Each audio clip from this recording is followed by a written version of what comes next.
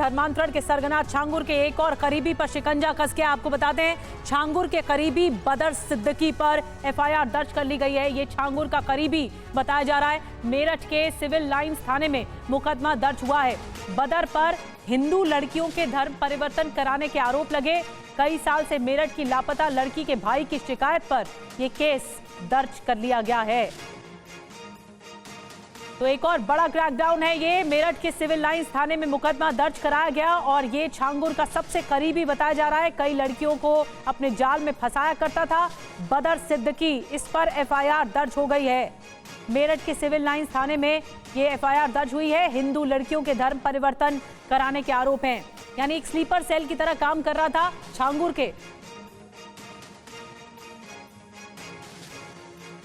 तो धर्मांतरण का जाल कुछ इस तरह से फैलाया था छांगुर ने कि कई जिलों तक इसके तार फैले हुए थे और खाड़ी देशों तक तार फैले हुए थे और ये सब बदर करता था, जो कि इसका खास गुर्गा बताया जा रहा है छांगुर का।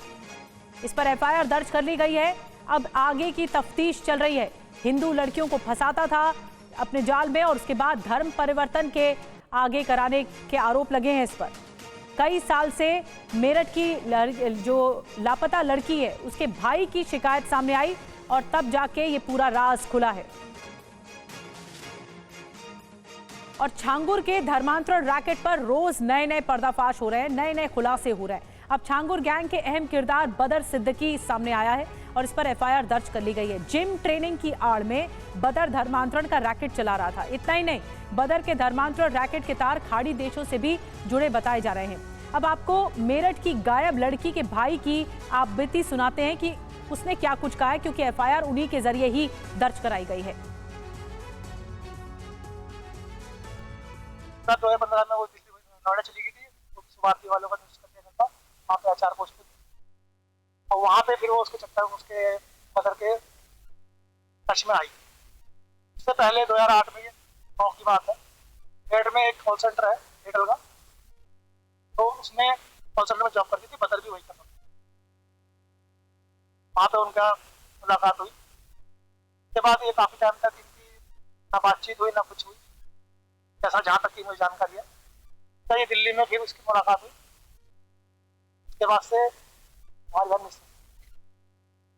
साथ में जॉब करते थे। वो जिम ट्रेनर था, ये न्यूज में थी, तो भारी भारी की मुलाकात हुई। क्या बात तो मुझे पता भी नहीं थी।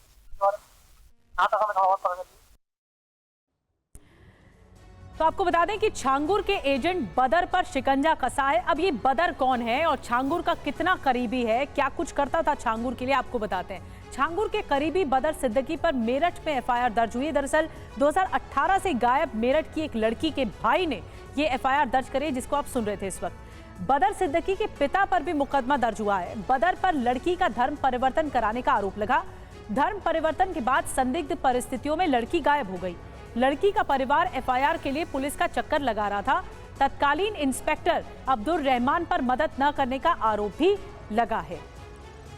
तो काला चिट्ठा सामने आ चुका है बदर सिद्दीकी का। अब कौन है बदर सिद्दीकी, ये भी हम आपको बता रहे हैं कि इसका नाम कैसे सामने आया। अब देखिए, धर्मांतरण गुरु जो छांगुर है, इसका बेहद करीबी बताया जाता है बदर सिद्दीकी। कुछ और डिटेल आइए। पहले जिम ट्रेनिंग का काम करता था, यानी जिम ट्रेनर के रूप में काम करता था, ताकि किसी को शक ना हो। जिम से हिंदू लड़कियों को फंसाने का आरोप इस पर लगा है और प्रेम जाल में फंसाकर हिंदू लड़कियों का धर्म परिवर्तन कराता था, धर्मांतरण कराता था। कई हिंदू लड़कियों के धर्म परिवर्तन कराने के आरोप इस पर लगे हैं।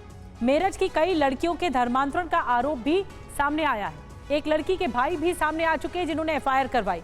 कई खाड़ी देशों में लड़कियों को भेजने का आरोप इसी आरोपी पर है, बदर सिद्दीकी पर। और कई ऐसी जानकारियां बदर सिद्दीकी से जुड़ी हुई, उसके नेक्सस से जुड़ी हुई या उसके तार से जुड़ी हुई बताई जा रही है।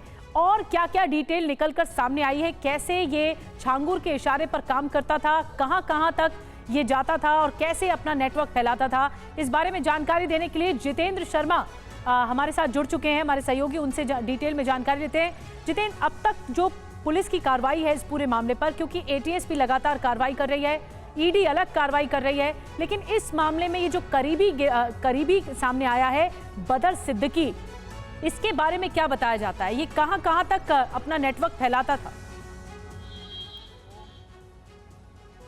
जी बिल्कुल, देखिए छांगुर बाबा केस के अंदर जैसे जैसे तफ्तीश आगे बढ़ रही है, रोज नए खुलासे हो रहे हैं। अब एक और नाम जुड़ गया इस केस के साथ, वो है सिद्दीकी का। दरअसल सिद्दीकी का जो रोल था वो बताया जा रहा है कि मेरठ के अंदर जो हिंदू लड़कियां थी उनको बरगलाकर छांगुर बाबा से मिलवाता था, उसके बाद लड़कियों को जबरन धर्म परिवर्तन करवाने के बाद उनकी शादी कर उनको विदेशों में भेज दिया जाता था।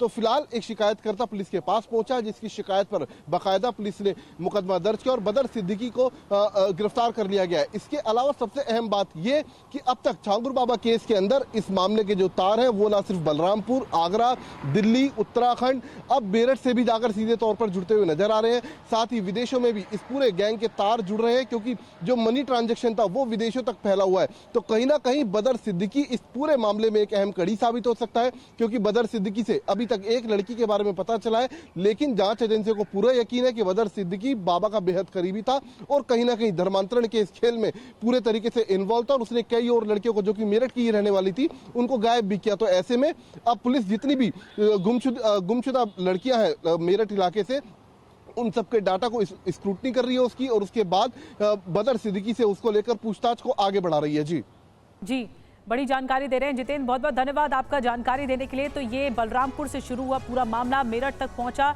और अब एक ऐसा मामला जो कि आगरा धर्मांतरण मामले से जुड़ा हुआ बताया जा रहा है, इसमें भी पर्दाफाश हो रहा है। देखिए, जो धर्मांतरण मामले में रहमान कुरैशी गिरफ्तार हुआ है, उसने कई राज खोले हैं। धर्मांतरण के लिए विदेशों से फंडिंग होती थी, ये रहमान कुरैशी ने कबूला है, और क्रिप्टो करेंसी में पैसे आते थे। क्रिप्टो करेंसी में ये रहमान कुरैशी ने बताया। सुन्ना नाम से यूट्यूब चैनल चलाता था रहमान कुरैशी। और आगरा से गायब लड़कियों के मामले में गिरफ्तारियां हो रही हैं। आपको बता दें, 2 लड़कियों के धर्मांतरण कराने का आरोप है।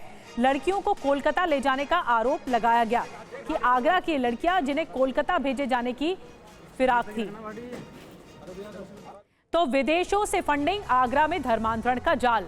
इस मामले में, आगरा धर्मांतरण मामले में क्या कुछ और डिटेल में जानकारी मिल रही है आपको बताते हैं। धर्मांतरण कराने के मामले में रहमान कुरैशी गिरफ्तार किया गया। इसके अलावा इस मामले में, इस धर्म परिवर्तन के मामले में जो आगरा में चल रहा था, रहमान कुरैशी ने ही कई राज उगले हैं कि विदेशों से फंडिंग होती थी, क्रिप्टो करेंसी के जरिए पैसे आते थे धर्मांतरण के। सुन्ना नाम से यूट्यूब चैनल भी चलाया गया ताकि इससे भी और ज्यादा कमाई होती थी। धर्मांतरित लोगों के वीडियो यूट्यूब में डाले जाते थे, लोगों को बरगलाया जाता था। सुन्ना चैनल से महीने में करीब 1 लाख रुपए की कमाई होती थी। रहमान कुरैशी ने 12वीं तक की पढ़ाई की है, ये जानकारी मिल पा रही है। यही वो रहमान कुरैशी है। कंप्यूटर के 12 लैंग्वेज का जानकार भी है रहमान, और डिजिटल वॉलेट तक पहुंचने की कोशिश में अब पुलिस है कि ये पूरा जो ट्रेल चल रहा था डिजिटल वॉलेट का, वो क्या चल रहा था। पुनीत शर्मा ने इस पूरे मामले पर काफी पड़ताल की है, उनकी एक रिपोर्ट दिखाते हैं आपको। आगरा धर्मांतरण मामले में पुलिस ने मास्टरमाइंड को गिरफ्तार किया है। यह मास्टरमाइंड कोई और नहीं बल्कि अब्दुल रहमान उर्फ चाचा है, और इसको नॉर्थ ईस्ट दिल्ली के दयालपुर इलाके से गिरफ्तार किया है। दरअसल इसने आगरा से जो 2 बच्चियों को गायब हुई थी, उस मामले में जब ये बच्चियां दिल्ली पहुंची तो वहां पर इन दोनों लड़कियों के दिल्ली में रुकने का इंतजाम किया, उनके खाने पीने का इंतजाम किया, उनको पैसे का इंतजाम किया और उसके बाद उनको कोलकाता भिजवाया था। ये अब्दुल रहमान कोई और नहीं बल्कि जो कलीम था, जिसको 2021 में दिल्ली के शाहीन बाग से धर्मांतरण केस में एटीएस ने गिरफ्तार किया था और उसको 2024 में कोर्ट से उम्र कैद की सजा मिली थी, उसका ये राइट हैंड था। और जब कलीम को गिरफ्तार किया गया तो उसके बाद अब्दुल रहमान ही वो शख्स था जिसने कलीम के धर्मांतरण गैंग को आगे बढ़ाया और लोगों का ब्रेन वॉश कर ये धर्मांतरण कराता था। जब पुलिस ने, उत्तर प्रदेश की आगरा पुलिस ने दिल्ली में इसके घर पर रेड की तो वहां पर इनको एक और लड़की मिली जिसकी रोहतक में गुमशुदगी थी और उसका भी धर्म परिवर्तन करा दिया गया था, जिसको कि अब्दुल रहमान उर्फ चाचा ने अपने घर पर रखा था। पुलिस ने इसके घर से कई ऐसी किताबें, ऐसे दस्तावेज बरामद किए हैं जो धर्म परिवर्तन के लिए उकसाने का काम कर रही थी। इसके अलावा पुलिस के हाथ कुछ अहम वीडियोस भी मिले हैं जिसका संबंध सीधे तौर पर धर्म परिवर्तन, ISIS और लश्कर से जुड़ता हुआ नजर आ रहा है।